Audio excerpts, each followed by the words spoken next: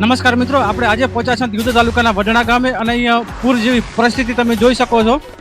એક રાતની અંદર લગભગ 3:30 વાગ્યાથી વરસાદ ચાલુ થયેલ છે અને ઘણો ભયંકર પરિસ્થિતિ ઉજમાયેલી છે. અને અમારા ગામની અંદર તો ગણતરી કરવામાં આવે તો મેન રોડ છે, આ ગામની બહાર નીકળવા માટેનો મેન રસ્તો છે, પણ જો લોડર વસ્તુ પણ ફસી ગઈ છે તો આમ જનતાને કેટલી પરિસ્થિતિ થતી હશે અને કેટલી મુશ્કેલીનો સામનો કરવો પડતો હશે તો તમે વિચારી શકો છો.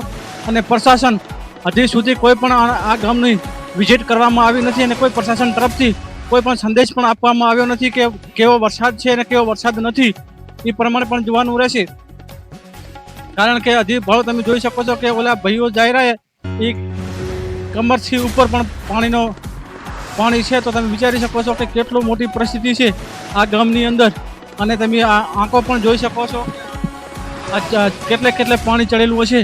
તો 1 કલાકની અંદર આ તો પાણી ઓછું થઈ ગયું છે, પણ આશા રાખું છું કે પ્રશાસન ઝડપથી આનો કોઈ પણ રસ્તો કાઢે.